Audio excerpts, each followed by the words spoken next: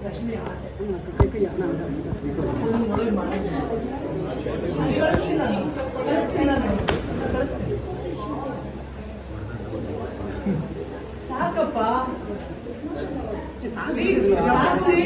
ಸಾಕು sir. Vote ಹಾಕೋದು ಯಾರು ಹಾಕ್ತಾರೆ ಅಂತ ತೋರಿಸಲ್ಲ ಮೇಡಮ್, ದೂರದಿಂದ ಎಲ್ಲಾದ್ರೂ ನೋಡಿ ವೋಟ್ ಹಾಕೋದು.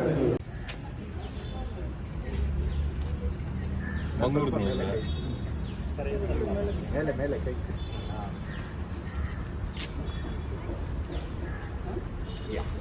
ವೋಟ್ ಮಾಡಿದ್ದೀವಿ, ನಮ್ಮ ಹಕ್ಕು, ನಮ್ಮ ಮತ ಚಲಾಯಿಸಿದ್ದೀವಿ, ಖುಷಿ ಆಗುತ್ತೆ.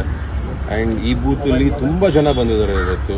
ಸೊ ಭಾಳ ಖುಷಿ ಆಯಿತು. ಇಷ್ಟು ವರ್ಷದಲ್ಲಿ ನಾನು ಇಷ್ಟು ಜನ ಬಂದಿರೋದು ನಾನು ನೋಡಿರಲಿಲ್ಲ. ಭಾಳ ದೊಡ್ಡ ಕ್ಯೂ ಇತ್ತು. ಆಮೇಲೆ ತುಂಬ ಹಿರಿಯರು ಬರ್ತಾ ಇದ್ದಾರೆ, ತುಂಬ ಜನ ಅವರ ಜವಾಬ್ದಾರಿನ ನಿಭಾಯಿಸೋಕ್ಕೆ ವೋಟ್ ಹಾಕಂದ್ರೆ ನಾನೇ ಒಂದಷ್ಟು ಜನರ ಹತ್ರ ಮಾತಾಡಿಸ್ದೆ.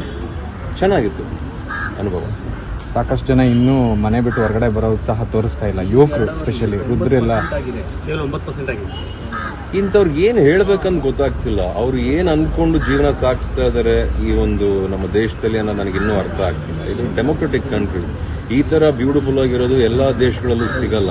ಇದರಲ್ಲಿ ನಾವೊಂದು ಆಯ್ಕೆ ಬೇರೆ ಮಾಡ್ಕೋಬಹುದು. ಆ ಆಯ್ಕೆನ ಸ್ವಲ್ಪ ಜವಾಬ್ದಾರಿನ ನಿಭಾಯಿಸ್ಕೊಳ್ಳೋ ಅಂತ ಸ್ವಲ್ಪ ಕರ್ತವ್ಯಗಳನ್ನ ತಲೆಲಿಟ್ಕೊಂಡು ಯೋಚನೆ ಮಾಡಿದಾಗ ಜೀವನದ ಬಗ್ಗೆ ಅರ್ಥವಾಗುತ್ತೆ ಅಂತ ನನಗನ್ಸುತ್ತೆ. ಇದ್ಯಾಕೋ ಇದು ಚೆನ್ನಾಗಿ ಕಾಣಿಸ್ತಾ ಇಲ್ಲ. ನಾವು ನೋಡ್ತಾನೆ ಇದ್ದೀವಿ, ಇಷ್ಟೊಂದು ನೆಟ್ವರ್ಕು, ಇಷ್ಟೊಂದು ಫೋನು, ಇಷ್ಟೊಂದು ಡಿಜಿಟಲ್, ಇಷ್ಟರ ಮಟ್ಟಕ್ಕೆ ಪಬ್ಲಿಕ್ಗೆ ಹೇಳಬೇಕಾದ್ರೂ ಇನ್ನೂ ಯಂಗ್ಸ್ಟರ್ಸ್ ಬಂದಿಲ್ಲ, ಬರ್ತಾ ಇಲ್ಲ ಅಂದರೆ ಬಹಳ ಬೇಜವಾಬ್ದಾರಿತನ ತೋರಿಸ್ತಿದ್ದಾರೆ ಅಂತ ಅನ್ನಿಸ್ತಾ ಇದೆ. ಇದರಿಂದ ಮುಂದಕ್ಕೆ ಆಗೋ ಅನಾಹುತಗಳಿಗೆ ಇವರುಗಳೇ ಕಾರಣರಾಗ್ತಾರೆ ಅಂತಲೂ ಹೇಳಲಿಕ್ಕೆ ಇಷ್ಟಪಡ್ತೀನಿ.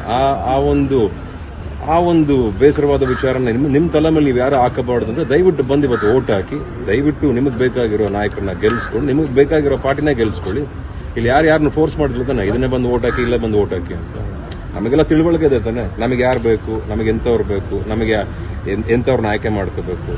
ಇಲ್ಲಿ ಯಾರು ಬಂದು ಏನು ಎಕ್ಸಾಮ್ನ ಬರೆಸ್ತಾ ಇದ್ರು, ಇಲ್ಲಿ ಯಾರಿಗೂ ಎಕ್ಸಾಮಿನೇಷನ್ಸ್ ಏನು ಕೊಡ್ತಿಲ್ವಲ್ಲ, ಬಂದ್ಬಿಟ್ಟು ನೀವು ಓಟ್ ಹಾಕ್ಬೇಕು. ಅದನ್ನೇ ಮಾಡಲ್ಲ ಅಂದರೆ ಅಟ್ಲೀಸ್ಟ್ ಅರ್ಥ ಮಾಡ್ಕೋಬೇಕು ಈಗಾರು ಅಂತ ನನಗೆ. ಇದಕ್ಕೆ ಬೆಳಗ್ಗೆ ನಾವು ನೋಡಿದಾಗ ವೀಲ್ ಚೇರಲ್ಲಿ ತುಂಬ ಜನ ಈ ಬೂತಲ್ಲಿ ಒಂದು 15-20 ಜನ ವೀಲ್ ಚೇರಲ್ಲಿ ಬಂದು ಓಟ್ ಹಾಕಿದ್ರು. ನಿಮಗೂ ಕಾಲ್ ಪೇನ್ ಇತ್ತು, ಆದರೂ ಒಂದು ಓಟ್ ಹಾಕಿದ್ರಿ. ಸೊ ಹಾಗಾಗಿ ಆ ಒಂದು ಇನ್ಸ್ಪಿರೇಷನ್ ಬಗ್ಗೆ ಹೇಳಿದ್ರೆ ಅದು ದೇಶ ಪ್ರೇಮ, ನಮಗಿರೋ ಕಾಳಜಿ ದೇಶದ ಬಗ್ಗೆ, ಇಲ್ಲಿರೋ ಜನಗಳ ಬಗ್ಗೆ ಒಂದು ಕಾಳಜಿ.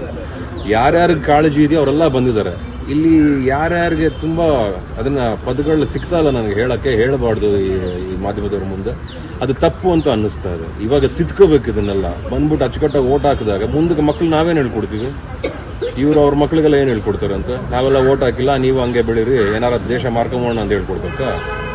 ಇದೆಲ್ಲ ತಪ್ಪು ಅನ್ನಿಸ್ತದೆ. ದೇಶನ ಕಾಪಾಡ್ಕೋಬೇಕಂದ್ರೆ ದಯವಿಟ್ಟು ನಿಮ್ಮ ಜವಾಬ್ದಾರಿನ ಎತ್ಕೊಂಡು ಕೈಗೆ ಅದನ್ನ ನಿಭಾಯಿಸ್ಕೊಳ್ಳಿ ಅಂತ. ಇಲ್ಲಿ ಏನು ಬಂದ್ಬಿಟ್ಟು ಒಂದು ಬೆರಳು ಹಿಂಗೆ ಅಂತಾರಪ್ಪ ನೋಡಿ, ಇಷ್ಟೇ. ಇದೊಂದು ಹಾಕ್ಬಿಡುವಕ್ಕೆ ಕಷ್ಟನಾ? ಈಗಲಾರ ತಿಳ್ಕೊಳ್ಳಿ. ಸ್ವಲ್ಪ ಯಾರು ಇದನ್ನ ನೋಡಿದ್ರೆ ದಯವಿಟ್ಟು ಎದ್ದು ಮುಖ ತೊಳ್ಕೊಂಡು ಹೋಗ್ಬಿಟ್ಟು ದಯವಿಟ್ಟು ಓಟ್ ಹಾಕ್ಬಿಟ್ಟು ಬನ್ನಿ ಅಂತ ಹೇಳಿ sir. Thank you sir. Guarantee News, ಸುದ್ದಿ ಖಚಿತ, ನ್ಯಾಯ ನಿಶ್ಚಿತ.